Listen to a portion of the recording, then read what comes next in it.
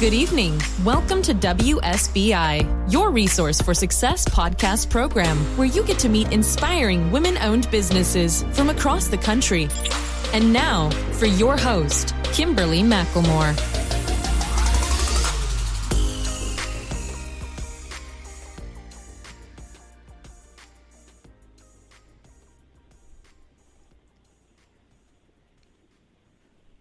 All right, good evening and welcome to WSBI, your resource for success podcast program, where you get to meet inspiring entrepreneurs and women to own businesses from across the country. I am your host, Kimberly McLemore, CEO and founder of the Women's Small Business Initiative, LLC, and award-winning author. And welcome to another night of sharing. With us, we have Maria Brito. Maria Brito is an award-winning New York-based contemporary art advisor, author, and curator. A Harvard graduate originally from Venezuela, her first monograph, Out There, published by Pointed Leaf Press in 2013, was the recipient of the Best Book Awards in both the art and design categories. In 2015, Brito was selected by Complex Magazine as one of the 20 power players in the art world, and in 2020, she was named ARTNEWS as one of the visionaries who gets to shape the art world. So without further ado, please help me welcome to my platform, Miss Maria Brito. Hey, Miss Maria, how are you? Hi, Kimberly. Thank you for the intro. I'm so happy to be here with you. And hello. Yay. I'm ready. It's exciting to have you on. You have so many great accomplishments, and I'm just really thrilled to have you on my platform. I think you are the first person I've actually had been on the show as a art curator. So it is going to be an amazing opportunity here to talk tonight with you. And I'm really excited for the listeners to learn a little bit more about who Maria Brito really is. So why don't you give them a spiel about who you are, Miss Maria? Thank you, Kimberly. I live in New York City, and what I do is that I build art collections for aesthetic and emotional advantages and benefits of living with art and collecting it and enjoying it. And I curate and rotate the collections also for companies. And I also individually and independently curate art shows around the world in galleries, in private galleries. And so I've had a very privileged position to work with more than 400 and something artists all over the United States and the world, to be honest, and also to work with incredible clients ranging from hip-hop moguls to CEOs of Fortune 500 companies. I've had the privilege of serving those people and helping them refine their art taste and their collections. And, I am very lucky because I used to be a corporate attorney and I hated it, and that was eating my soul. Oh, so 13 years ago, I took this amazing route and path, and this is where I have been enjoying my life to the fullest. The best and happiest 13 years of my life started when I quit my career as a corporate attorney and I opened this company. So here we are. Wow. I'm sitting here in awe right now. To hear that you were a corporate attorney. Now, how do you go from being a corporate attorney? And I'm going to just say real quick, I loved what you just said, how that job was eating your soul. So obviously, your taking the opportunity, your inspiration was to just say, I can't do this anymore. And I'm sure there are some other things, but just talk a little bit about that journey of, you know what? I've put all my time into being this corporate attorney, because that takes years to, get to that point. And then all of a sudden one day decide I'm not going to do this anymore. Could you talk a little bit to the listeners about your journey from going from a corporate attorney to where you are now? Sure. It's a build-up of experiences. I wanted to pursue a creative career when I was a child and as a teenager, but coming from a South American conservative family, you don't really have a lot of options because it's almost like you need to find a very dependable career. So you have to go to medical school or you have to go to law school and things like that. because otherwise you're going to starve. You know the story. You know Right. this very strange kind of, it's very old school thinking. Mm-hmm. And so I had to follow.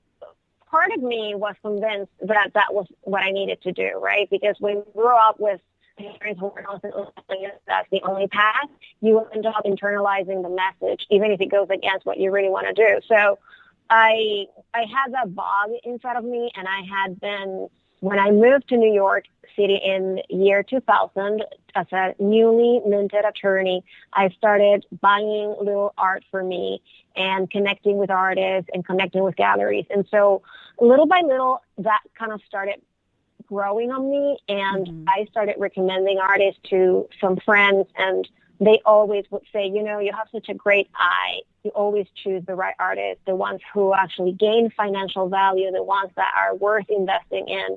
And that gave me some momentum, even if it was internal. And what actually was the defining moment, if you will, is when I had my first child, and I saw this baby so little and so pure and tender, and I was thinking for myself, what is the legacy that I want to leave this child with?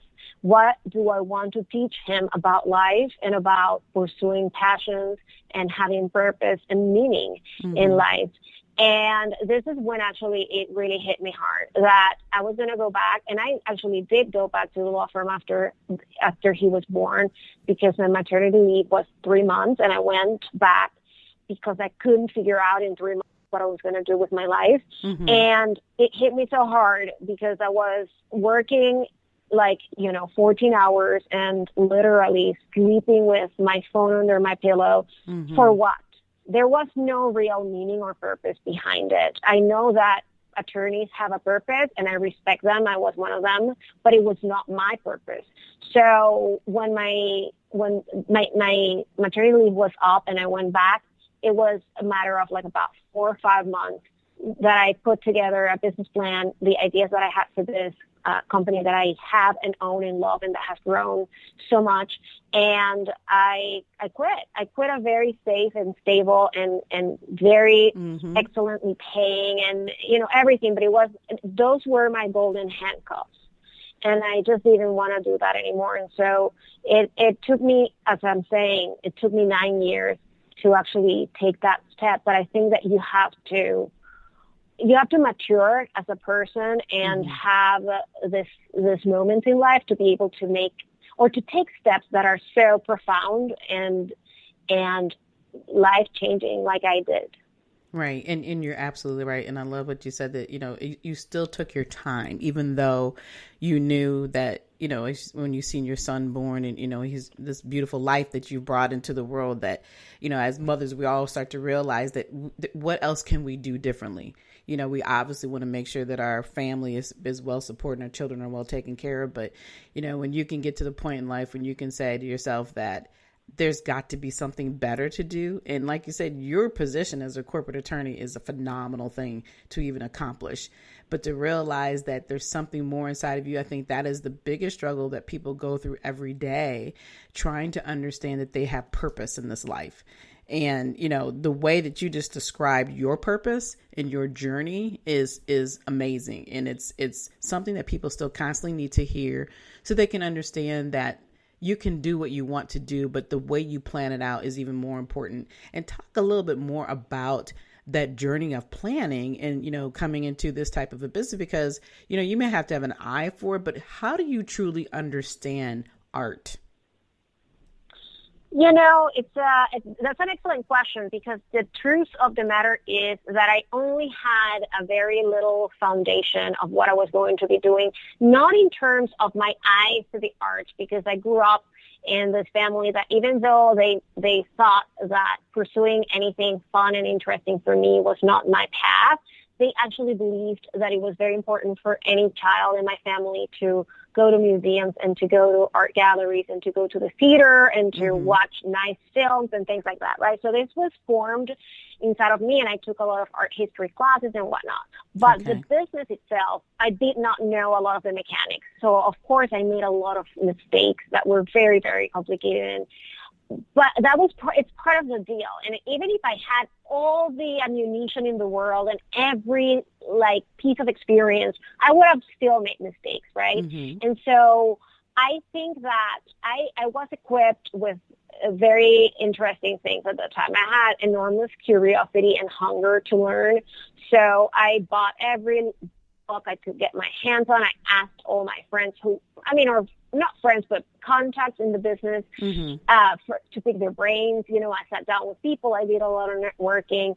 And I think the other thing that helped me is that because I was an outsider and I had not been groomed in the industry, I approached everything like a blank canvas. And so it was an opportunity for me to learn. You know, I didn't have enemies. I didn't have opinions formed about people. I couldn't label. I couldn't so it was a very fresh start for me, like literally so fresh. And when you take any project that there are no preconceptions, there are no formed opinions, you actually have such a bigger chance of succeeding because all the things that we made in our minds, all the things that we create in our minds that are not necessarily true, they don't exist, you know, all the things that point at failure or fear, or when you know too much about an industry or you know the people, there are a lot of things in your mind that prevent you from actually taking certain steps. But that was not my case because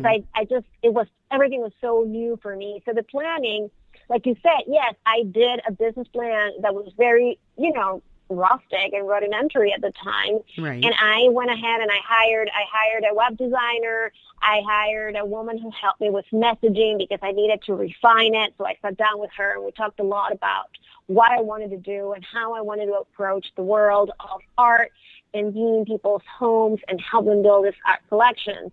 So as you can imagine, you know, this was a crazy upward curve of like steep learning curve that I had to jump on myself to learn the business, to connect with the people, to shake their right hands, and to form and build a name in an industry that can be really difficult and tough. But I was like ready. I was like, I'm going to do this no matter what. Right. And that's what I did. Exactly. And that's the key. You had that momentum. You decided that this is where you wanted to be, and you knew that there was definitely going to be the proper steps and, you know, hard steps to take in order to get to where you're at today. You know, and Maria, can you explain to my listeners what a curator does? Well, see, the art market is a $50 billion monster, okay, globally. And so it has grown tremendously. And what I do is like I am the eyes and I'm the ears of people who do not have the time to go to a gallery every day. Like I see a new different show almost every day because I live in New York City and we have over 1,000 galleries, right? I go to art fairs. So last week in New York City, we had all the art fairs went back to normal, not normal, but they went back to being in person. So I had to hit about 4 or 5 different art fairs from one place to the other. And I bring my clients, I walk them around, I show them what I think is the best thing for their collections, what are the artists that I'm betting on that are young, or I find things for them that make sense in their art collection. So the art has to talk to each other and has to make sense to be coherent because most of the time these things are hanging in people's walls, right? And so it's part of their environment and it's part of how it looks. And also each one of my clients is very different. So I need to understand what their likes and dislikes are and also push them a little bit out of their comfort zones because sometimes that's like the most interesting thing is when you have a client that starts being on the safe side and acquiring things on the very safe side. And then they become a little bit more exciting and excited about what they are seeing. And they take chances on younger artists that are a little bit edgier and things like that. So that's exactly what I do. I make sure that the acquisitions happen smoothly. I negotiate prices on behalf of the clients. I make sure that there is a traceability. We know where everything is. I have a team of people who manage and catalog everything so we know what each one of my clients has. We actually lend them to museums as well, because since I have so many clients and they have acquired so much art, the museums also come and ask us to lend them pieces. So we do that. We lend them pieces for specific exhibitions, which actually makes the value of the art get, it's even more valuable when an artwork has been exhibited at a museum. And it's basically a very exciting job that it keeps me on my toes, because the art market has grown, as I said before, tremendously, especially in the past 5 years. And we have young and new artists coming up all the time. And so it's very interesting. And I'm very, as I'm saying, it's like a dream to have gone from that dry Wall Street office that I had, where I had to spend, 16 hours a day attached literally to a computer and to my chair, to being on this amazing journey, seeing beautiful things and talking to very interesting people all day long.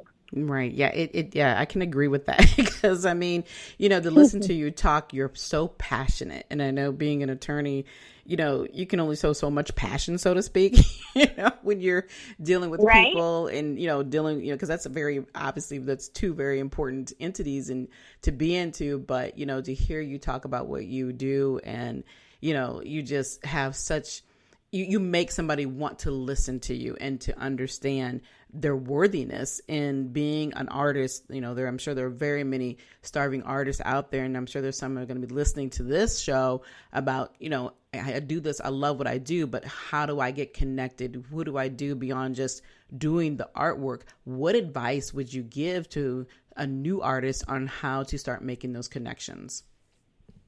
Well, I think the first thing is to let go of the starving artist mentality, because, Kimberly, to tell you the truth, there has never been a better time to be an artist. Never. There has never been, right? Because now they have not only the access to, first of all, Instagram changed the game for everybody, because the artists who have a talent, and they started posting images about their work and connecting and exposing themselves just by using the platform and some hashtags and whatnot. And if they're good, they're going to be found. I can guarantee you that, right? And the other thing is, the artists who hang out with other artists always have a lead. And so it's very important to maintain connections with other artists, either people who went to school with you or people who actually become a part of a community and things like that. Because this is what I feel.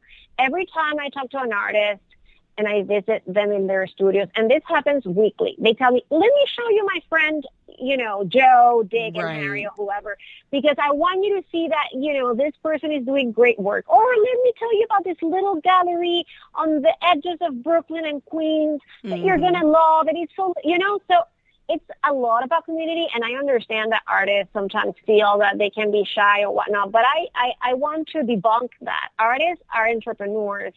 And artists are literally on the driver's seat as we speak. I have never seen anything in history, literally, like what we're living right now with artists, and the amount of money that is going to their pockets is insane. And it was long due. I'm actually saying this with all due respect. But for those who are wondering, how do you make those connections? Put yourself out there through social media. You don't really have to physically go anywhere, but make sure that you connect with social media, that you post the best of your work. Don't be lazy about it. You know what I mean? Right. It's just posting a picture, and make sure to build community with other artists, or to connect with the local artists and show up to the openings and shake hands. Those things, I mean, we're in a post-pandemic, or still in a pandemic world, but it's not over. The world is not over. I think everything in New York is kind of back to a normalcy, if you will. Right. Everybody's wearing masks. Yeah, that's true. But I think that it's important that I think people need to understand that it's about like being out in the world and trying to forge connections. The word community is very important for the art world, and it all starts with community, right? And so. But also, now, as I'm telling you, everybody has a different outlet. Now artists are doing NFTs, and if these are, can be a piece of digital art. They don't even have to do anything. I mean, they have to pay a minting fee to be able to be on the blockchain and whatnot, but it's a very democratic process, so they don't need a gallery, and they just can't make money out of putting, of doing NFTs that are attached to cryptocurrencies and things like that. And so there are many, many ways for artists to find some success and actually make money and be actually wealthy. I mean, like lots of artists are very wealthy, even young artists. Young artists are the hottest commodities right now. Wow. So let's just claim this important thing that artists, like everybody, you have good ones, you have bad ones, you have starting ones, and you have rich ones. Like you have bad dentists and you have good dentists. Exactly. You have, Right. So it's like let's just start by claiming and appropriating the idea that the artists can be very wealthy, because they can, and they are. And the truth is, and that's for anybody in any profession. You have very, very wealthy people, and you have people who can't make ends meet. So I want, if I can shine a light on people's ears right now, if that's possible, is to make sure that they know that it's possible for them, and they might say, well, yeah, so it's for you to say that and this and that. No, I understand. I've also been in very difficult financial situations at time in my life, but the minute I got rid of all that mentality of lack and I opened my world to abundance, I made my business very successful and continue to do so financially and otherwise. So I think it's important to move, and I'm sure you can relate to this, Kimberly, that we have to expand and open our world to the idea that there is abundance and that there is a lot for everybody, that it's not a scarcity, and that, the source of our success comes from us, right? I mean, it comes from the work that we put out. It comes from the way we serve people. We serve people with excellence, and we put ourselves out there because we have also never had this many opportunities to put ourselves out there with podcasts and with social media and video. We have everything at our disposal. Right. So in other words, there's really no excuse. I mean, that's, and people today always, especially a lot of our younger generations, they're looking for that instant gratification. And granted, being an artist, it definitely comes with work, but like you're saying, the technology is there, the social media is there. There really are no excuses to be able to expose yourself and what you do.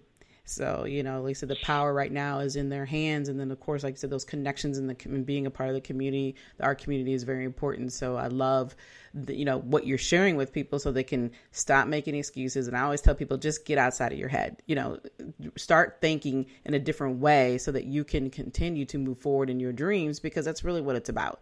And you've taken that step. And during the time that you took the step, it was a little bit different than what it is today, but now you're living your dream. You're helping others. People realize what their capabilities are. And then, of course, helping those people who love art and making sure that they're collecting the right pieces is even more phenomenal. So I want to talk a little bit about you being an author. Talk to me and the listeners about your book out there.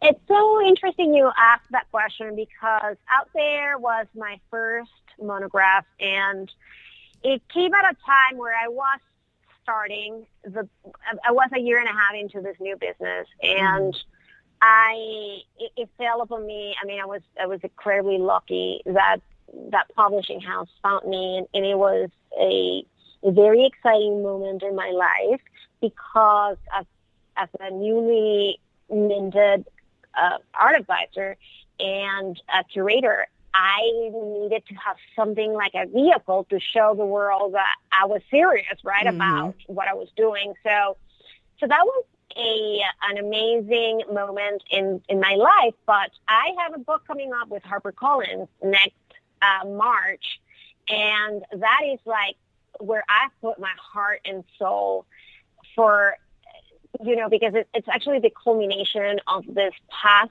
13 years, and it's how I built my business and how anybody can actually access the best of their ideas and put them out in the world for the greater good of everybody. And so I'm super thrilled. I love writing. I write a weekly newsletter that mixes art, business, and creativity for anybody. It's not for artists. It's for anybody who wants to excite their minds and find different angles to our daily life and how to tackle different problems with innovation and with creativity. So I love writing, and it's a pleasure for me. It grounds me. It's work. Obviously, it is a lot of work, but it's also very grounding. And so my upcoming book, I mean, we still have so much time until then, but it's a project that I'm super thrilled about, and just like I was when I did Out There, but this is a different type of book. It's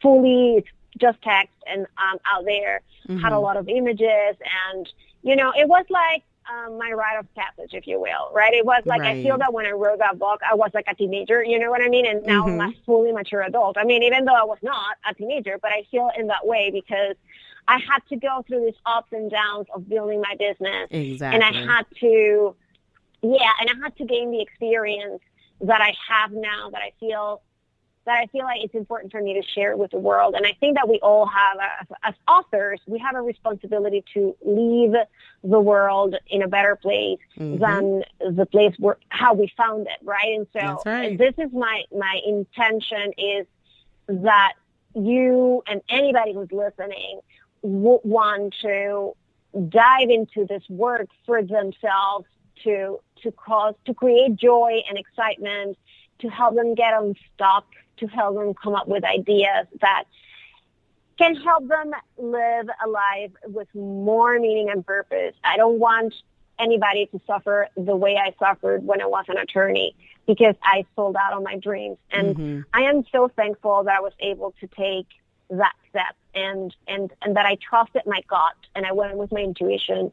And I quit that job, because imagine how miserable I would be and how it would have consumed my life. Really. Right. So being an author for me is very important, because I can help make a difference in the world to the extent that I can impact people's lives positively. So yes, it's a beautiful thing. You're absolutely right. I like that. I'm definitely going to be looking forward to it. And what was the name of the book that's going to be coming out again next year? It's going to be named How Creativity Rules the World. Awesome. Okay. So we're going to definitely be looking out for that. And then I have a couple more questions as we're getting closer to the end. But talk about the C Files with Maria Brito. Is it still a TV streaming series on PBS? It is. Yay. Please go and check it out. I know. I was checking it out a little earlier when I was listening before we had our meeting. I was like, oh my gosh, this is so crazy. This is amazing. So tell listeners a little bit about your series. It is. So the C Files was born out of a desire that I had to bring issues of social justice in connection with art to more mainstream, platform and more educational. And so I had been filming certain amount of videos for Instagram and interviewing and talking to artists about issues of race and gender and, even millennial dating, things like that. And a friend of mine said, she worked at PBS, and she said they are launching a different platform that it's fully owned by PBS, that is going to be focused 100% on art and artists. And I think that what you're doing is so cool. Why don't we pitch a similar concept for this platform? It will be streaming on PBS, and it will be on television also in the tri-state area, because PBS is, when it's online, it's national, but on the television, it's a state-by-state thing. Right. And so I said, so they love the concept, and I divided the episodes in different topics. So our first one is with an extraordinary African-American artist called Sanford Biggers, and he tackles in his work a lot of police brutality, and it's beautiful what he does. And it's also a very complex work that he does with textiles and quilts that relate back to slavery. But he does it in a very beautiful way. It's not anger. It's beautiful. Mm-hmm. So we talk about those things. I visited him in his studio in Harlem. And then I also bring in Chef Marcus Samuelson because they are really good friends. So I wanted Marcus to come in and talk about his experience of living in Harlem. So I try to always connect things that are not necessarily that obvious to the eye and to bring them in. And so that's one of the episodes. Another episode was with an artist who is famous for doing really large murals on the street, and her name is Caledonia Curry, but everybody knows her as Swan. And the issue with her was that she grew up in a house with heroin addict parents. Mm-hmm. So she was very ashamed of that. All her life, she was trying to hide her parents, her past, and things like that, until she actually came forward and told the story about her parents, you know, and that was so freeing. But also, I wanted her to talk about the stigma of kids who grow up with addict families, you know, and how difficult it is for them. And the beauty actually that can come on the other side, because now she also has a foundation in Philadelphia where she helps people to come in and, you know, take a shower, wash, you know, their faces and hands and things, and you know, and utilize their skills in a different way if they have been, you know, consuming and using drugs. So, and then, you know, we go in another one with a trans artist, and we go in another one with artists who are very and deeply into political activism. Wow. So I took these 4 different artists and we did a beautiful, you know, job with this. I'm very proud of it. But, you know, working with television is so consuming. And we were going to do a second season, but the pandemic hit us. Right. And we haven't reached, you know, it's crazy because each episode is like 15 minutes and it took 2 days each one to shoot, plus all this other, crazy, plus all the other editing that comes in post. So, you know, I have, after I did that, I respected people and actors even more than ever, because I was like, this is so exhausting. It's fabulous, but it's exhausting. Right. And so you have to have enormous patience. You know, you have to have enormous patience and enormous stamina. Right. And you know, when the pandemic hit, I took all my spare time, which, you know, is not that much because I still was working every day and I have 2 kids. But the time where I was not involved in a million other things, I took my time for writing, and that's when I was able to write the book, the one that's coming up. So, but yeah, thank you for asking about the C files, because I think it's fabulous that you ask. And if you just Google the C files Maria Brito PBS, you're going to find the link in whatever state you are in. It's going to show up. Yeah, it is absolutely there. Like I said, I was taking a little peek at it before we talked tonight. So I was like, oh, I can't wait to talk about this. So yeah, it's phenomenal what you've done. And oh, wow. I know the next time I'm in New York, I have to definitely look you up, Miss Maria, because I would love to meet you in person. I would love to. Oh, wow. That would be my pleasure. Yeah, that will be my pleasure. I think that you have the strength and the charisma that, you know, the type of host that actually elevates people's spirits. So it's super cool to be talking to you today, because I can feel your energy. It's amazing. And, you know, hosting a podcast is not easy at all. So for whoever is listening, you know, they have to actually appreciate all the work that you put into this. Well, I appreciate those words, because some days, you know, I'm sure we all have gone through it, and you've gone through it, you'd be like, why am I doing this? So, you know, I definitely understand, and I definitely appreciate the compliment. It makes me, help me continue to move forward in what I'm doing. I love what I do, and, you know, and talking to everybody and learning and sharing your stories, because there are so many people out here who need to hear your stories. They need to realize that we're human, we're real, we've gone through things, because, you know, when most people see you or see us, all they see is the good part. They don't really understand how hard you have to work to get to where you're at. So I definitely thank you for coming. Definitely thank you for coming on the show with us tonight. But before we go, please, Miss Maria, tell everybody how they can reach out to you, or where they can come and see you and they're in New York. Well, just come to my website. It's mariabrito.com. And there are links there for everybody to find me on social media or to sign up for this free newsletter every Tuesday to take a peek at the things that I do. That is the best place to find me. So please go ahead, and that's where everything is. Awesome. Well, all right then. Well, again, Ms. Maria, I do appreciate you coming on and spending a little bit of time with me this evening. It has been such a pleasure.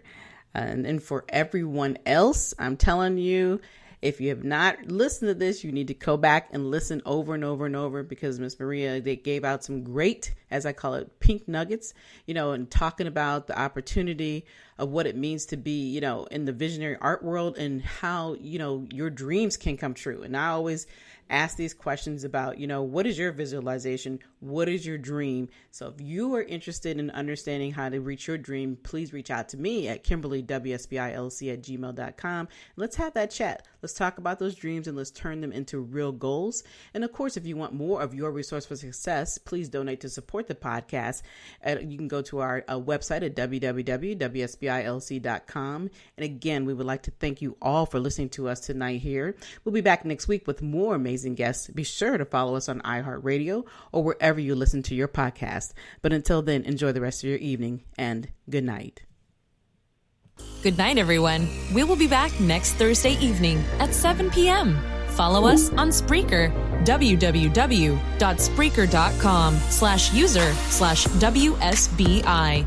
View our new WSBI website anytime at www.WSBILLC.com and on Facebook, Twitter, YouTube, LinkedIn, and Instagram.